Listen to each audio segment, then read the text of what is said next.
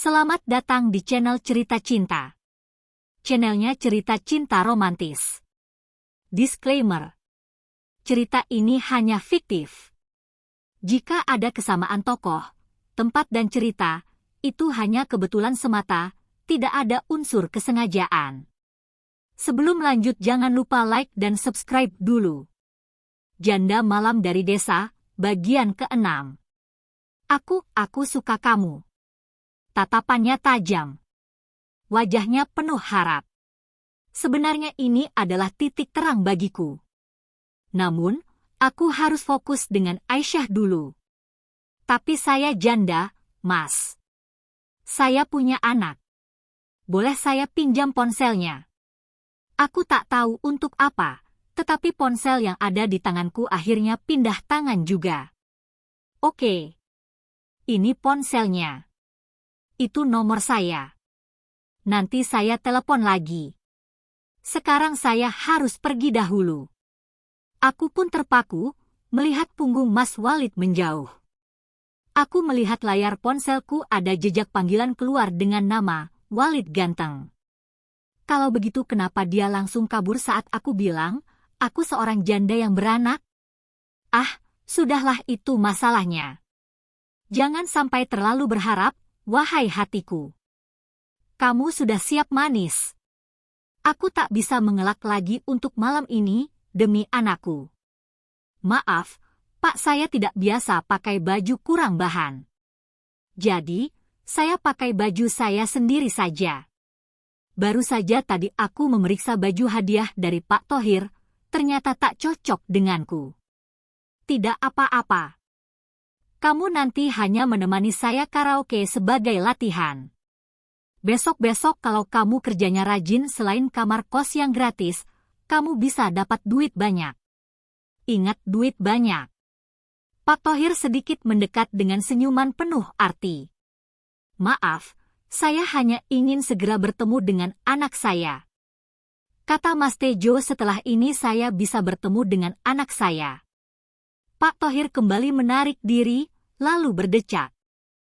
Kamu ini tidak ada rasa syukurnya, ya.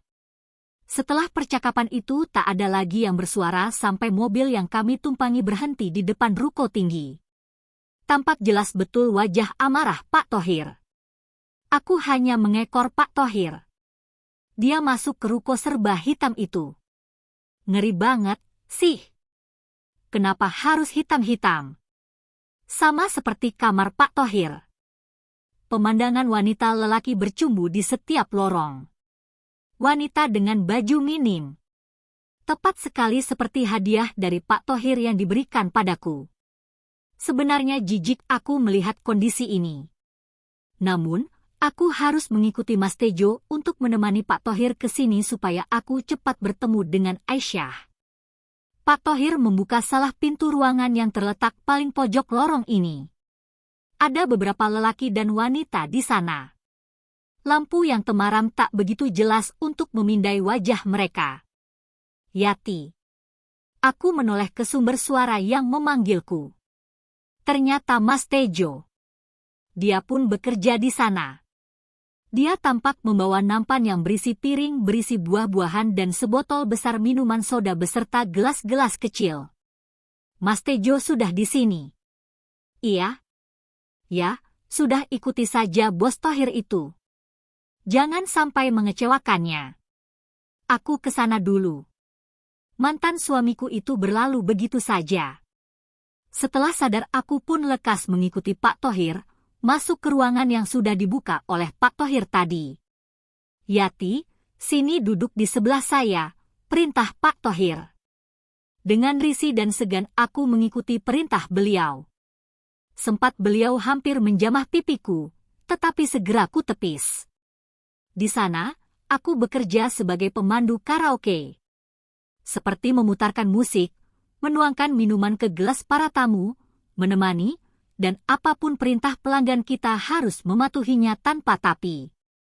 Jam di dinding sudah menuju angka 12 malam. Para pelanggan di ruangan aku dan Pak Thohir baru saja pulang. Pak Thohir pun mengajakku pulang.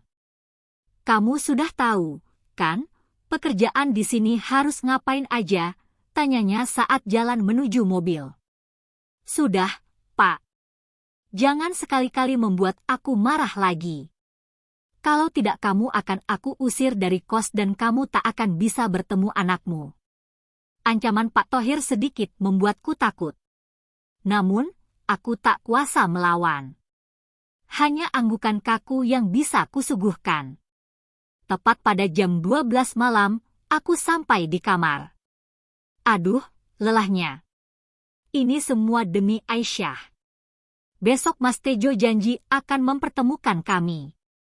Aku bermonolog berikut senyum bahagia membayangkan wajah kecil putriku itu. Seperti janji Mas Tejo, pagi ini dia hendak mempertemukanku dengan Aisyah. Aku begitu bersemangat pagi ini. Kamar sudah rapi, aku pun sudah rapi dan wangi. Seperti biasa Mas Tejo memintaku ke taman dekat Indekos dulu. Ayo, Mas kita berangkat sekarang, ajakku antusias setelah menemukan sosok Mas Tejo di taman. Aku sudah tak sabar ingin bertemu Aisyah. Kamu benar ingin bertemu dengan Aisyah? Mas Tejo tampak khawatir. Ya, benarlah, Mas. Kamu jangan menyesal nanti, ya. Kenapa harus menyesal? Aku begitu terkejut dengan perkataan Mas Tejo barusan. Penasaran? Mas Tejo tak menjawabku. Dia berlalu menuju motornya. Dia memberi isyarat kepadaku untuk segera naik ke kuda besinya. Entah kenapa jantungku berdebar tak karuan. Bukan karena dibonceng oleh Mas Tejo. Bukan. Melainkan karena akan bertemu buah hatiku, Aisyah. Turun. Motor Mas Tejo berhenti di tempat parkir rumah sakit. Aku pun menuruti perintahnya. Pikiranku sudah tak tenang. Apa Aisyah sakit? Akan tetapi, mulut ini tak sanggup bertanya langsung kepada Mas Tejo. Takut.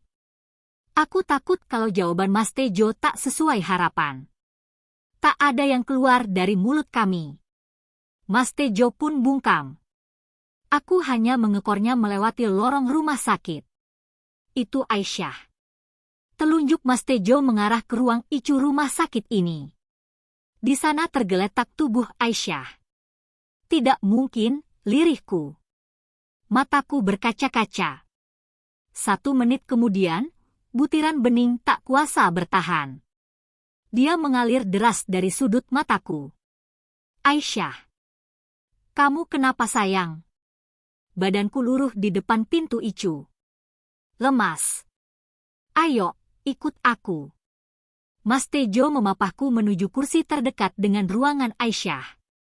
Dadaku tiba-tiba sesak. Maafkan aku, Yati yang tak mengawasi Aisyah. Aisyah tertabrak mobil saat bermain. Dan mobil yang menabrak Aisyah lari begitu saja. Sekarang Aisyah masih koma. Aku rela jadi budak Bos Thohir, ya, demi biaya rumah sakit Aisyah.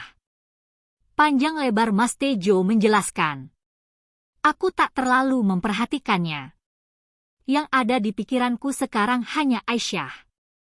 Maafkan ibu, anakku.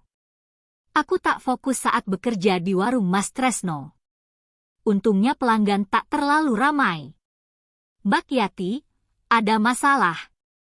Tiba-tiba Mas Tresno mendekat. Aku pun terkejut. Mas Tresno. Enggak Pak, kok, Mas. Oh, ya, panggil saja saya Yati. Enggak usah pakai Mbak. Kalau ada masalah cerita saja. Mana tahu aku bisa membantu. Benar enggak ada Pak. Wajah sendu Mas Tresno mengisyaratkan ketulusannya. Benar, Mas. Kalau saya butuh bantuan. Bersambung.